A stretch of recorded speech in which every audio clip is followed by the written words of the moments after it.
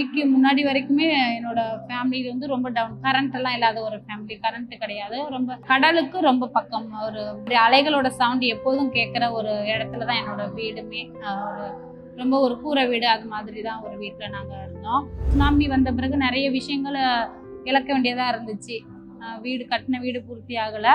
வீட்டில் உள்ள பொருட்கள்லாம் வந்து போயிடுச்சு. அப்புறம் தம்பி வந்து வெளிநாடு போய் சேலரி எடுக்க ஆரம்பித்தோடனே பொருளாதார ரீதியாக கொஞ்சம் முன்னுக்கு வந்துடுச்சு. அப்பாவை விட தம்பி ஒரு நல்ல ஹெல்ப் பண்ண மைண்ட் அவனுக்கு. அக்காங்க சில பேர் வந்து தன்னுடைய கூட பிறந்தவங்களுக்கு செய்யணுமா அப்படின்னு நினைக்கும்போது அப்போ வரைக்குமே வந்து அக்காங்களுக்கு செய்யணும், தங்கச்சிக்கு செய்யணும், ஃபேமிலிக்கு செய்யணும், அந்த மாதிரி ஒரு ஃபீல் எண்ணம். அது மாதிரி ஒரு ஃபீல் அவனுக்கு. கடல் தொழிலுக்கு வந்து என் வீட்டுக்காரெல்லாம் டெய்லியும் போயிட்டு வரும்போது டெய்லியும் ஒரு காயம் இருக்கும். அவருக்கு வந்து ஷோல்டர் பெயின், அவங்களுக்கு கண்ணில் அடிபட்டு கண்ணு வந்து கொஞ்சம் இதாக இருக்கும், ப்ராப்ளமாக இருக்கும். அடிக்கடி ஸ்கின் டிசீஸ் வரும், நீ பெயின், அடிக்கடி ரெஸ்ட் எடுத்துப்பாங்க போட்டுக்கு போக முடியாமல். இந்த மாதிரி கேமரா எடுக்கணும்னு சொன்னப்பவே வீட்டில் சொன்னால் ஒரே சிரிப்பு எல்லாருக்கும். ஏன்னா செல்லுலேயே ஃபோட்டோ வந்து அம்மானா ஒரு வீட்டு வேலை பார்க்குறோம், அப்புறம் பிள்ளைங்களை பார்த்துக்குறோம். இதுதான் ஒரு அப்பா தான் என்ன பண்ணுவார், அவரோட செல்லை பயன்படுத்தி எல்லாம் பார்ப்பாரு. மோஸ்ட்லி செல்லு யூஸ் பண்ண மாட்டேன்னா அதிகமாக அதுக்கான நேரம் இருக்காது. குழந்தைங்களை பார்த்துக்கிறது, வீடை கவனிக்கிறது, அது மாதிரி என்ன விஷயங்கள், இந்த நாடகம் பார்க்குறது, அப்புறம் படிப்பு சம்மந்தமாக ஏதாவது வேலை கிடைக்குதான்னு விசாரிக்கிறது, இது மாதிரி விஷயங்கள் தான் வீட்டில் ஒரு சிலதாக இருக்கலாம். என் வீட்டுக்காரர் மட்டும்தான் யூஸ் பண்ணிட்டு இருப்பாங்க. அப்படி இருக்கும்போது கேமரா பிடிச்சி ஃபோட்டோ எடுக்கணும் அப்படின்னு சொன்னப்போ வீட்டில் கிண்டலும் கேலியுமா.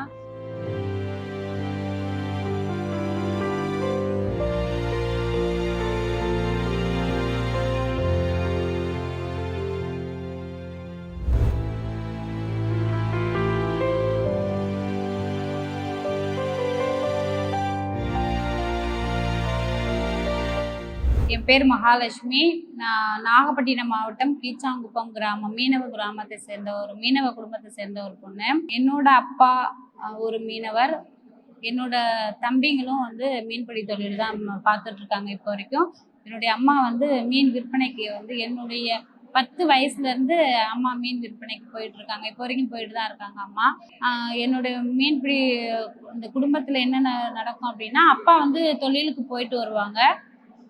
வீட்டுக்கு வரும்போதே பார்த்தா அதில் பாதி வந்து அவங்க ட்ரிங்க் பண்ணுறதாவே இருக்கும். வீட்டில் வந்து ரொம்பவுமே கொஞ்சம் இதாக தான் பிரச்சனையுமா தான் போயிட்டுருக்கும். அப்போ அந்த மாதிரி ட்ரிங்க் பண்ணுறதுனால அம்மாவுக்கும் அப்பாவுக்கும் அடிக்கடி சண்டை, இது மாதிரி விஷயங்களாக தான் போயிட்டுருக்கும். அப்போ அம்மா வந்து ரொம்ப அப்பாட்ட போராடி தான் ஒரு வாழ்க்கையை வாழ்ந்தாங்க அப்படின்னு சொல்லலாம். எனக்கு 2 தம்பி, அடுத்து 2 தங்கச்சிங்க.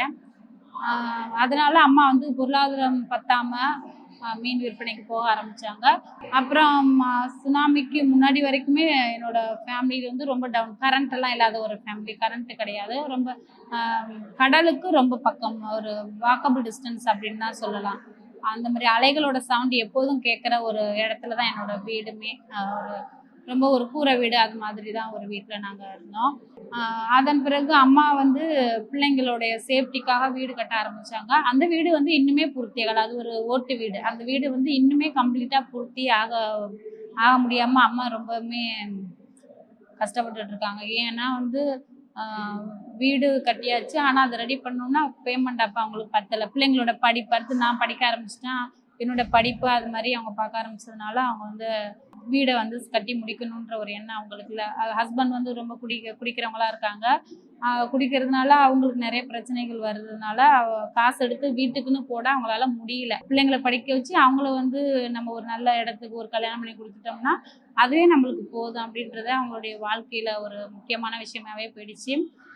நானும் தங்கச்சி 3 பெண்களை ஃபஸ்ட்டு கட்டி கொடுக்கணும், அப்புறம் பசங்களை வந்து படிக்க வைக்கணும், அவங்கள ஒரு நல்ல வேலைக்கு அனுப்பணுன்றது அவங்களுடைய முக்கிய கடமையாக இருந்துச்சு. ஆனால் அவங்களால முடியல.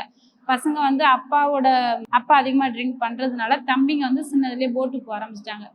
அம்மாவுக்கு வந்து மீன் விற்க போய் ரொம்ப கஷ்டப்பட ஆரம்பிக்கிறாங்க. அதனால நம்ம வந்து போட்டுக்கு போனால் அம்மாவுக்கு உதவி செய்யலாம் அப்படின்னு சொல்லிட்டு 8th ஸ்டாண்டர்ட்லேயே என்னோட தம்பி வந்து, நான் அப்போ 10th படிச்சுட்டு இருந்தேன், அவன் 8th ஸ்டாண்டர்ட்லேயே வந்து கடல் தொழில் பார்க்க ஆரம்பிச்சிட்டான். முதல்ல வந்து என்னுடைய மாமா வீட்டில் சின்ன சின்ன படகு, மீன்பிடி படகுகள் இருக்கும். அங்கே தான் இப்போ போய் தொழில் கற்றுக்கணும். ஃபர்ஸ்ட் வந்து அந்த படகை வந்து பராமரிக்கிற வேலை தான் என் மீனவ பசங்க எல்லாரும். அந்த போட்டை வந்து பராமரிக்கிற வேலை, பாதுகாக்கிற வேலை, அதுதான் ஃபர்ஸ்ட் பார்ப்பாங்க. அதன் பிறகு வந்து கடல் மீன்பிடி தொழிலுக்கு அன்னாடம் டெய்லியும் போயிட்டு வர அந்த போட்டில் தான் போய் ப்ராக்டிஸ் பண்ணுவாங்க. அதன் பிறகு தான் 1 வாரம் தங்கல், 1 மாத தங்கல், அது மாதிரி போயிட்டு வருவாங்க. என்னோட தம்பியும் சரி, என்னோட அப்பாவும் சரி மைக்ரேட் தான். உள்ளூர் வில்லேஜில் வந்து ஒரு ஏதாவது அந்த ஏப்ரல் மே விடுமுறை காலங்கள் வரும், மீன்பிடி தடை காலங்கள். அப்போ தான் வந்து உள்ளூரில் படகுகளுக்கு மீன் பிடிக்க போவாங்க. மற்ற நாட்களில் வந்து மைக்ரேட் தான் ஆவாங்க. நாகப்பட்டினம், ஜெகதாப்பட்டினம், மல்லிப்பட்டினம், அப்புறம் வந்து கேரளா, அந்த நவம்பர் மாதம் கேரளா, அந்த மாதிரி மைக்ரேட் ஆகிட்டு தான் போயிட்டு வந்துட்டு இருப்பாங்க. மழை காலங்களில் வந்து சுத்தமாகவே அவங்களுக்கு தொழில் இருக்காது. அப்போ வந்து ரொம்ப சிரமமாக தான் இருக்கும். அந்த நேரங்களில் அம்மா மீன் விற்பனைக்கு போயிட்டு வர்றதுனால என்னோட குழந்தை பருவத்தில் அம்மாவோட உதவி நல்லா இருந்தது. அவங்க வேலைக்கு போயிட்டு வரதுனால எங்களை நல்லா பார்த்துக்கிட்டாங்க. அப்புறம் என்னோட படிப்புன்னு நான் பார்த்துக்கிட்டேனாக்கா, நான் ஒரு ஆவரேஜ் ஸ்டூடெண்ட் தான். என்னோட வில்லேஜ் வந்து ஒரு ரிமோட் வில்லேஜ். அங்கே வந்து ஒரு 5th ஸ்டாண்டர்ட் வரைக்கும் தான் அப்போ ஸ்கூல் இருந்துச்சு. அந்தளவுக்கு எஜுகேஷன் சரியில்லாத ஒரு வில்லேஜ். அம்மா என்ன பண்ணாங்கனாக்கா, ஒரு நல்ல ஊரில் வந்து நல்ல இடத்துல ஸ்கூல் சேர்க்கணும் அப்படின்னு சொல்லிட்டு தரங்கம்பாடி, என்னோட வில்லேஜுக்கும் பக்கத்தில் வந்து தரங்கம்பாடி அப்படின்றது பெண்களுக்காக உள்ள ஒரு ஸ்கூல். அன்னை தெரசா பெண்கள் மேல்நிலை பள்ளியில் தான் வந்து அம்மா படிக்க வச்சாங்க. அப்போ வந்து என்னுடைய அம்மா பிறந்த இடம் வந்து தரங்கம்பாடி. என்னோட சொந்தக்காரங்க, மாமா வீட்டில், பெரியம்மா வீட்டில் எல்லாரும் அப்போ சப்போர்ட் பண்ணாங்க. சப்போர்ட் பண்ணி ஒவ்வொருத்தருமே வந்து என்னோட படிப்புக்கு ரொம்ப உதவி செஞ்சு அவங்க வீடுகளில் இருந்து தான் நான் அந்த ஸ்கூல் படித்தேன். அப்போ வந்து ஸ்கூல் டேஸ் வந்து எனக்கு ரொம்ப ஜாலியாக போகும் எப்போதுமே. அந்த லீவு நாட்களில் வீட்டுக்கு வந்தால் மட்டும்தான் அம்மா அப்பா சண்டை அது மாதிரி போயிட்டுருக்கோம். இன்னொன்று வீட்டில் கரண்ட்டும் இருக்காது. இதெல்லாம் சுனாமிக்கு முன்னாடி வரைக்கும். சுனாமி வந்த பிறகு அப்பா வந்து கொஞ்சம் சுனாமி வந்த பிறகு நிறைய விஷயங்களை இழக்க வேண்டியதாக இருந்துச்சு. கட்டின வீடு பூர்த்தி ஆகலை. வீட்டில் உள்ள பொருட்கள்லாம் வந்து போயிடுச்சு.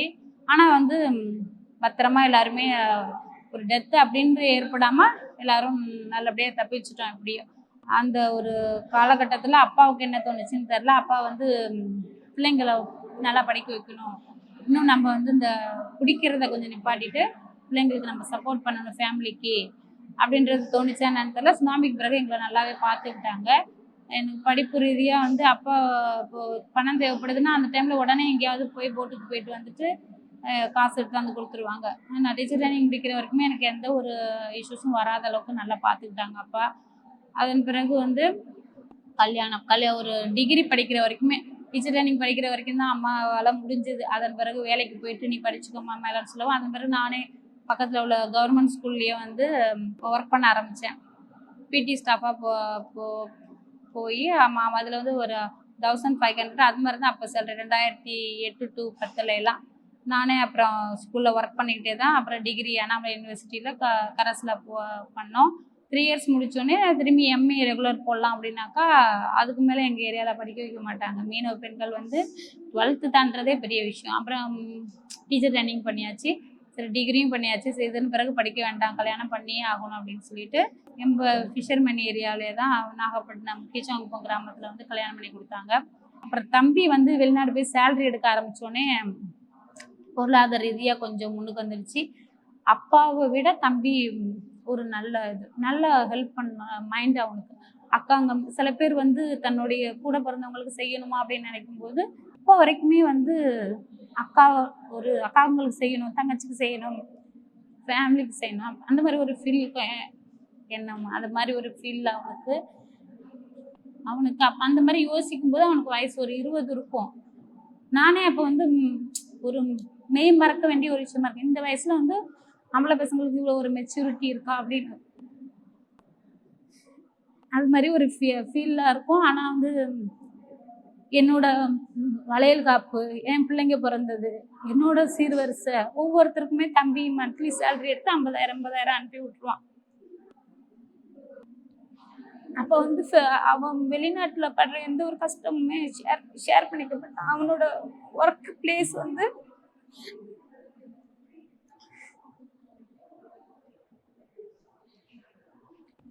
ஒர்க் பண்ணுறது வந்து ஒரு கன்ஸ்ட்ரக்ஷன் கம்பெனி. அது மாதிரி அங்கே வந்து பில்டிங் ஃபுல்லாக வந்து டைல்ஸ் ஓட்டுறது, அவனுக்கு வந்து ரிலேட்டட் இல்லாத ஒரு ஒர்க்கர். ரிலேட்டட், அவன் ஃபிஷிங் ஃபீல்டு. ஆனால் வந்து அவனுக்கு ஒரு ஃபெமிலியர் ஆகாத ஒரு ஒர்க். அந்த ஒர்க்கில் வந்து நிறைய ஸ்ட்ரகிளை சந்திச்சு தான் ஒவ்வொரு தடவையும் எங்களுக்கு வந்து பணம் அனுப்புவான். அவன் போன அவன் ஒர்க்குக்கு போய் ஜாயின் பண்ண ஒரு 2 மாசத்துலயே அவனோட 2 மாச சேலரி அவனோட பேக்ல இருந்து யாரும் எடுத்துட்டு போயிட்டாங்க. ஆனா அதை கூட வந்து அவன் சொல்லலை எங்க கிட்ட. கிட்டத்தட்ட ஒரு 1 lakh அது மாதிரி இருக்கும் 2 மாச சேலரின்றது. அப்போ வந்து அவனுக்கு சரியா ஃபுட் எடுத்துக்காம, அவன் செலவு பண்ணாம, அவன் சேர்த்து வச்சிருந்ததா கூட இருந்த வேற எடுத்துட்டாங்க. ஆனா அதை அவன் வீட்டுல வந்து இன்ஃபார்ம் பண்ணல. எங்களுக்கும் வந்து வருமானம்ன்றது இல்லாம அவன்கிட்ட இருந்து நாங்க எக்ஸ்பெக்ட் பண்ணிட்டு இருக்கோம். ஆனா அவன் வந்து கிட்டத்தட்ட ஒரு 3 மாசம் கழிச்சு திரும்பி 3வது மந்த் சேலரி எடுத்து அதை வந்து எங்களுக்கு அனுப்பி விட்ட பிறகுதான் அந்த விஷயத்தையும் அவன் சொல்றான்.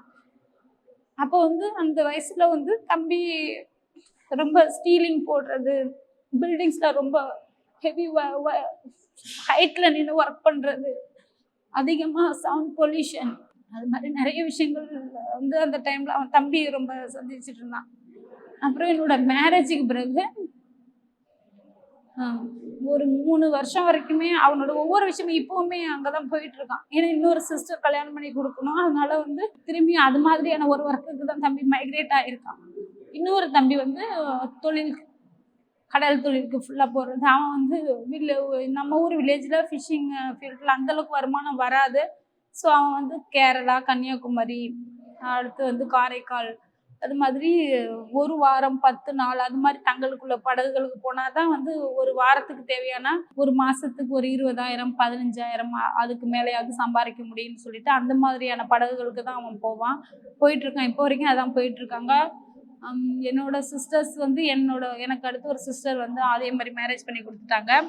என் வீட்டில் நான் தான் வந்து படிச்சிருக்க எங்கள் தலைமுறையில் நான் தான் ஃபர்ஸ்ட் படிச்சிருக்கேன்னு சொல்லலாம். என்னோட சிஸ்டர்ஸ்லாம் யாருமே அந்தளவுக்கு படிக்கல. அவங்க வந்து அம்மாவை கிட்டேயே இருந்ததுனால என்னவோ அவங்களுக்கு எஜுகேஷன் வந்து சரியாக அவங்களுக்கு ஏறலை. வேண்டாம், படிப்பே வேண்டாம் அப்படின்ட்டாங்க. நான் மட்டும்தான் மாமா வீட்டில் இருந்து படித்ததுனால எனக்கு ஏதோ ஓரளவுக்கு இவ்வளோ ஒரு டிகிரி முடிக்க முடிஞ்சது என்னால். அதன் பிறகு வந்து என்னோட மாமா வீடு எடுத்துக்கிட்டோம்னா ரொம்ப சப்போர்ட் பண்ணுவாங்க. நிறைய விஷயங்கள போல்டாக பெண்கள் இருக்கிறதுக்கு வந்து எனக்கு வந்து சொல்லி கொடுப்பாங்க. எனக்கு மட்டும் இல்லை, எனக்கு வந்து அம்மா கூட பிறந்தவங்க வந்து ஒரு 8 பேர், மொத்தம் 9 சின்னம்மா பெரியம்மா, எனக்கு மாமாங்க 5 பேர்.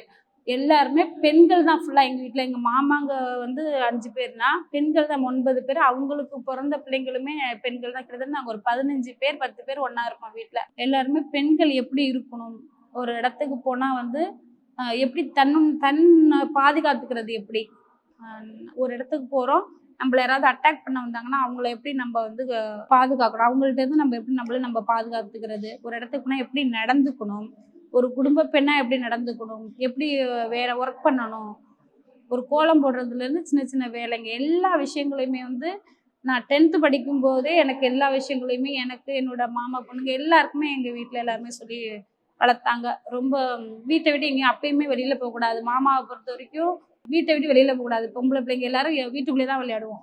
வீடு நல்லா தாராளமாக ஒரு வீடு சுற்றில இடம் இருக்கும்னா ஜாலியாக விளையாண்டு செம்ம ஜாலியாக இருக்கும். கல்யாணத்துக்கு 2 மாதம் வரைக்குமே மாமா வீட்டில் தான் இருந்து அவங்க இதில் தான் வளர்ந்தது. இந்த லீவ் நாட்களில் மட்டும் அம்மா வீட்டுக்கு வருவேன். அப்போ வந்து அப்பா வந்து குடித்தாலும் மீன்பிடி தொழிலில் வந்து டேலண்டான ஒரு பர்சன். இந்த மாதம் இங்கே தொழில் இல்லையா, எந்த இடத்துல தொழில் நடக்குதுன்னு விசாரிச்சுட்டு அவங்க பாட்டுக்கு போயிடுவாங்க. லாங்குவேஜ் ப்ராப்ளம்லாம் அவங்க பார்க்க மாட்டாங்க.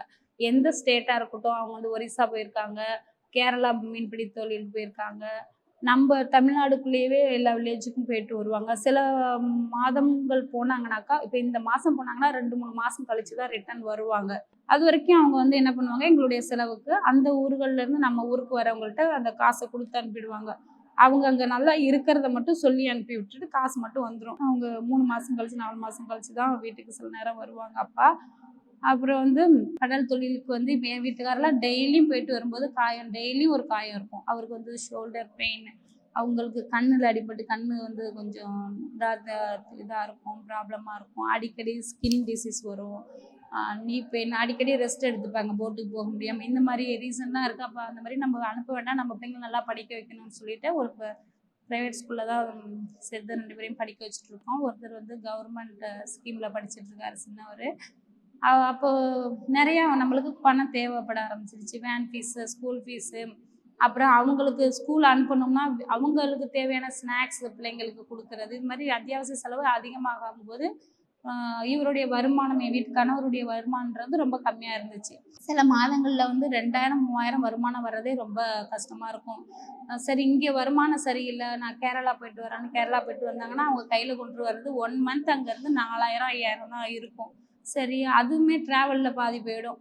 மிச்சம் வர்றது 2000 3000 இருக்கு. இப்படியே போயிட்டு இருக்கும்போது நான் திரும்பி அவங்களோட பேசி, சரி நான் படிச்சிருக்கேன், ஒரு வேலைக்கு போகலாம், நம்ம ட்ரை பண்ணுங்க, நீங்கள் வந்து எதுவும் சொல்லாதீங்க தடைகள் அப்படின்னு சொல்லி பேசி, சரி ஓகே. அப்போ வந்து சரி வேலைன்னு ரெடி ஆகிட்டோம். எந்த மாதிரியான வேலைக்கு போகலாம் அப்படின்றப்ப நான் டீச்சர் ட்ரைனிங் படிச்சிருக்கேன். அதனால் அதில் ஸ்கூலுங்களுக்கு அது மாதிரி போக ஆரம்பித்தேன் டெம்பரவரியாக. அது போயிட்டுமே கவர்மெண்ட் எக்ஸாம்ஸ் அதெல்லாம் அப்ளை பண்ணி அதுக்கு அட்டன் பண்ணிட்டு தான் இருக்கேன் இப்போ வரைக்குமே. ஸ்கூல் போகும்போது அங்கே வந்து சேலரிஸ் அப்படின்னு பார்த்தா ரொம்ப அதிகமாக இருக்காது. உள்ளூர்களில் ஒரு 3.5 அது மாதிரி 4.5 அது மாதிரி தான் இருந்துச்சு. அப்போ அதை விட நம்மளுடைய செலவு அதிகமாக இருக்குது, ஆனால் வந்து வருமானம் ரொம்ப கம்மியாக இருக்குன்றதுனால வேறு விதமான நம்ம வேலைகளை வந்து நம்ம ட்ரை பண்ணலாம் அப்படின்னு சொல்லிட்டு எனக்கு தெரிஞ்ச தொண்டு நிறுவனங்கள், வெளியில் உள்ள ஃப்ரெண்ட்ஸுங்க அது மாதிரிலாம் நிறைய பேர்கிட்ட சொல்லி வச்சுருந்தேன். அப்போ வந்து மீனவர்களுக்காக நான்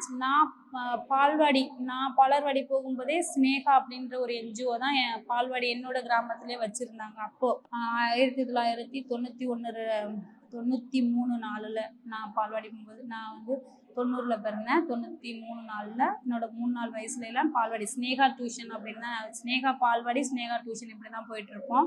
ஸோ அந்த தொண்டு நிறுவனம் வந்து ரொம்ப எனக்கு பரிச்சயமான ஒரு தொண்டு நிறுவனமாக இருந்ததுனால நான் அங்கே போய் ரெஸ்யூம் கொடுத்து வச்சுருந்தேன், ஏதாவது ஜாப் வந்தால் சொல்லுங்கள் அப்படின்னு சொல்லிட்டு. அப்போ வந்து அவங்க வந்து தக்ஷின் ஃபவுண்டேஷன் மூலியமாக இது மாதிரி மீனவர்களுக்கான ஒரு அறிக்கை, அது மைக்ரேஷன் சர்வே எடுக்கணும், அவங்கள பற்றின சர்வே பண்ணணும் அப்படின்னு சொல்லிட்டு இந்த ஃபெல்லோஷிப் ஒர்க்கு ஸ்டார்ட் பண்ணாங்க. அப்போ வந்து ஃபஸ்ட்டு மைக்ரேட் சர்வே எடுக்கும்போது வீட்டை விட்டு எல்லார் வீட்டுக்கும் போயிட்டு நம்ம அவங்கள வாழ்வியல் விஷயங்களை நம்ம அவங்க வீட்டில் எத்தனை பேர் இருக்காங்க, அவங்க வந்து என்னென்ன மாதிரியான தொழிலுக்காக வெளியில் போயிருக்காங்க, மீனவர்கள் அளவுக்கு அதிகமாக வந்து மைக்ரேட் ஆக ஆரம்பிச்சிட்டாங்க. இப்போ எங்கள் வீட்லேயே வந்து என் தம்பிங்க 2 பேருமே அப்ராட் ஒருத்தர் போயிருக்கான், இப்போ இன்னொருத்தர் ரெடி ஆகிட்டு இருக்கான். அதுக்கு அந்த மாதிரி ஒவ்வொரு வீட்லேயுமே பார்த்தீங்கன்னா மைக்ரேட் அதிகமாக இருந்துச்சு. மீன்பிடி தொழிலை விட்டுட்டு அவங்க வேறு தொழிலுக்காக மைக்ரேட் பண்ண ஆரம்பிச்சிட்டாங்க. ஸோ அதுக்காக அந்த மாதிரியான கடைப்பிடிப்பு பணிகளை தான் ஃபஸ்ட்டு இறங்கணும் இந்த தொழில், இந்த ஃபெல்லோஷிப் ஒர்க்குக்கு. அந்த ஒர்க் முடித்தோடனே அடுத்து மீனவர்களுடைய வாழ்வாதாரம் எப்படி இருக்குது, அவங்களுடைய தொழிலில் வந்து எந்த மாதிரி தொழில் முறைகள் பண்ணுறாங்க, என்ன மாதிரியான கல்ச்சுரல் ஆக்டிவிட்டீஸ்லாம் பண்ணுறாங்க, அவங்களுக்கு என்னென்ன மாதிரியான அங்கே அந்த நெய்தல் நிலம் சார்ந்து என்னென்ன செயல்பாடுலாம் நடக்குது அப்படின்னு சொல்லிட்டு ஒரு ஃபோட்டோ மூலயமா அந்த வாழ்வியலை காட்சிப்படுத்த விரும்பினாங்க. அப்போ வந்து எங்களுக்கு பெண்களுக்கு வந்து முன்னாடி நம்ம கேமரா சொல்லி அதை எப்படி கையில் எடுத்து ஃபோட்டோ எடுக்கணும், புகைப்படம் எடுக்கணும் அப்படின்றத அதை பயிற்சி கொடுக்கணும்னு சொல்லிட்டு எங்களுக்கு சென்னையிலேருந்து பழனி சார் அப்படின்றத அவரை அறிமுகப்படுத்தி அவர் மூலயமா எங்களுக்கு வந்து பயிற்சி கொடுத்தாங்க. அப்போ வந்து கேமரா எடுக்கணும்னு சொன்னப்பவே வீட்டில் சொன்னால் ஒரே சிரிப்பு எல்லாருக்கும். ஏன்னா செல்லுலேயே ஃபோட்டோ வந்து அம்மானா ஒரு வீட்டு வேலை பார்க்குறோம், அப்புறம் பிள்ளைங்களை பார்த்துக்குறோம், இதுதான் ஒரு அப்பா தான் என்ன பண்ணுவார், அவரோட செல்லை பயன்படுத்தி எல்லாம் பார்ப்பாரு. மோஸ்ட்லி செல்லு யூஸ் பண்ண மாட்டேன்னா அதிகமாக அதுக்கான நேரம் இருக்காது. குழந்தைங்களை பார்த்துக்கிறது, வீடை கவனிக்கிறது, அது மாதிரியான விஷயங்கள், இந்த நாடகம் பார்க்குறது, அப்புறம் படிப்பு சம்மந்தமாக ஏதாவது வேலை கிடைக்குதான்னு விசாரிக்கிறது, இது மாதிரி விஷயங்கள் தான் வீட்டில் ஒரு சிலதாக இருக்காங்க. என் வீட்டுக்காரர் மட்டும்தான் யூஸ் பண்ணிகிட்டு இருப்பாங்க. அப்படி இருக்கும்போது கேமரா பிடிச்சி ஃபோட்டோ எடுக்கணும் அப்படின்னு சொன்னப்போ வீட்டில் கிண்டலும் கேலியுமா ரொம்ப இதாக இருந்துச்சு. எதை சம்மந்தமாக நீ ஃபோட்டோ எடுக்கணும் அப்படின்னா வெளியில் போய் எடுக்கணும். ஃபஸ்ட்டு வீட்டை விட்டு வெளியில் உள்ள நம்ம மீனவ ஏரியா சார்ந்த எல்லா புகைப்படமும் நம்மளுக்கு தேவைப்படுது, எடுக்க சொல்கிறாங்க அப்படின்னு சொன்னப்போ என் வீட்டுக்காரர் வந்து ஃபஸ்ட்டு சப்போர்ட் பண்ண அவங்க தான் ஆரம்பித்தாங்க. முதல்ல வந்து வீட்டுக்குள்ளே எங்களை ஃபோட்டோ எடுத்து ப்ராக்டிஸ் பண்ண, அதன் பிறகு வெளியில் போய் எடுக்கலாம் அப்படின்னு சொல்லிட்டு முதல்ல செல்லில் தான் ஃபஸ்ட்டு எங்களுக்கு ஃபோட்டோ எடுக்கவே ட்ரைனிங் கொடுத்தாங்க. பழனி சார் ஃபஸ்ட்டு செல்லில் எடுத்து அனுப்புங்க, அதன் பிறகு கேமரா எடுத்து ஒன்று ஒன்றா சொல்லி தரேன்னாங்க. அப்புறம் வந்து இந்த செல்லில் எடுக்கிறதுக்கெலாம் என் வீட்டுக்காரர் தான் கொஞ்சம் உதவி செஞ்சாங்க, இப்படி எடுக்கணும் அப்படி எடுக்கணும் அப்படின்னு சொல்லிட்டு. அவங்க என் வீட்டுக்காரர் வந்து 8th ஸ்டாண்டர்ட் வரைக்கும் முடிச்சிருக்காங்க. அவங்களுடைய ஹாபிஸ் என்னன்னு பார்த்தீங்கன்னா இந்த சினிமா ஃபீல்டு சம்மந்தமான விஷயங்களை வந்து தெரிஞ்சுக்கணும், அந்த டைரக்ஷன் சம்மந்தமான விஷயங்களை தெரிஞ்சுக்கிறது. அப்படி இருக்கும்போது என் வீட்டுக்காரர் வந்து அவரை தான் ஃபஸ்ட்டு அழைச்சிட்டு போனாங்க பீச்சு சைட்லாம் ஃபோட்டோ எடுக்க. ரொம்ப சப்போர்ட் பண்ணுவாங்க, இப்போ வரைக்குமே சப்போர்ட் பண்ணுவாங்க. அவங்க ஒரு நல்ல பெட்டர் பொசிஷனுக்கு போகணும், அவங்களுடைய திறமை வெளியில் வரணும் அப்படின்றதுக்காக அவங்க இனிமேல் எனக்கு சப்போர்ட் பண்ணிட்டு தான் இருக்காங்க. அப்புறம் ஃபோட்டோஸ் எடுக்கும்போது அலோவ் பண்ணாங்க, வெளியில் போய் என்னோட ஃப்ரெண்ட்ஸுங்களோட ஃபெலோஷிப் ஃப்ரெண்ட்ஸுங்களோட சேர்ந்து ஒவ்வொரு ஏரியாவை கவர் பண்ணி ஃபோட்டோ எடுக்க அலோவ் பண்ணாங்க. அப்புறம் பயம்ன்றத நம்ம ஏரியா சார்ந்து ஒரு பயம் இருக்கும். மற்ற ஆண்களுக்கு முன்னாடி நம்ம ஃபோட்டோ எடுக்க போகிறோம் அப்படின்றப்ப அது ஒரு விதமான பயம் நமக்குள்ளே இருக்கும். அதையுமே போக்குனது என் வீட்டுக்காரர் தான். எல்லா ஆண்களும் எல்லாம் ஒரே மாதிரி இருக்க மாட்டாங்க. நம்ம மீனவ பசங்க தான், யாரும் உன்னை எதுவும் சொல்ல மாட்டாங்க. நீ போய் எதுக்காக ஃபோட்டோ எடுக்கிறது அப்படின்றத அவங்கள்ட்ட தெளிவுபடுத்திட்டு நீ பாட்டுக்கு ஃபோட்டோ எடுத்துகிட்டு வந்துட்டே இரு அப்படின்ற நிறைய தைரியமும் வந்து என் வீட்டுக்காரர் தான் கொடுத்தாங்க. அப்போது ஃபோட்டோ எடுக்க போகும்போது எல்லாருமே அதே மாதிரி என்னோட ஏரியாவில் எல்லோரும் சப்போர்ட் பண்ணாங்க. யாருமே வந்து எடுக்காத போகலை, யாருமே முகம் சுளிக்க எந்த ஒரு இதுவுமே வரல. நான் நிறைய விஷயங்கள் கவர் பண்ண ஆரம்பித்தேன். அப்போ வந்து நான் கல்யாணம் பண்ண அந்த மீனவ ஏரியா கிராமத்தில் அதான் ஃபஸ்ட் டைம் கல்யாணம் முடிஞ்சு கிட்டத்தட்ட 8 வருஷம் கழித்து அந்த மக்களோட நான் பழக போகிறேன். அது வரைக்குமே என்னோட வீடை தாண்டி எனக்கு அக்கம் பக்கத்தில் உள்ளவங்க பேரோ அந்த ஊரை பற்றின ஒரு விஷயமோ எதுவுமே எனக்கு தெரியாத ஒரு சுச்சுவேஷன். அந்த கேமரா ஒர்க், இந்த மைக்ரேஷன் சர்வே ஒர்க் போகும்போது அந்த மக்களை பற்றி ஒவ்வொருத்தருமே பற்றி தெரிஞ்சுக்க ஆரம்பிக்கிறேன். நம்ம இந்த ஊரில் இவ்வளோ மக்கள் இருக்காங்க. அது வரைக்குமே அந்த ஊரை பற்றி எனக்கு எதுவுமே சரியாக தெரியாது. ஸோ நான் இருக்கிறது கீச்சாங்குப்பம், அவ்வளோதான். இந்த ஊர் இது மட்டும்தான் தகவல் தெரியும்.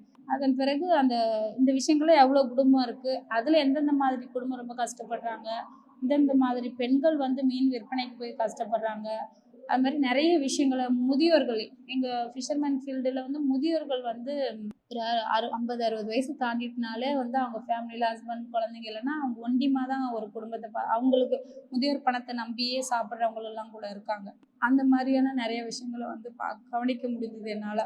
அப்போ வந்து 10 நாள் அந்த மாதிரி வில்லேஜ் யாரெல்லாம் ரொம்ப சின்னதுலேயே இளம் விடவுன்னு சொல்லுவாங்க, ரொம்ப மிடில் ஸ்டேஜ்லேயே விடோஸாக இருக்கிறவங்க, அப்புறம் வந்து ரொம்ப நாளாக வந்து கணவன் துணை ஏற்று இருக்கிறவங்க, அப்புறம் மீன் விற்பனையில் ரொம்ப நாளாக போயிட்டு வந்துட்டு இருக்கவங்க, இவங்களெல்லாம் போய் அவங்களோட போய் நம்ம கவர் பண்ண ஆரம்பித்தோம். இந்த எக்ஸிபிஷன் வர்றவங்க எல்லாருமே கேட்குற ஒரு விஷயம், முன்னாடி பாராட்டு.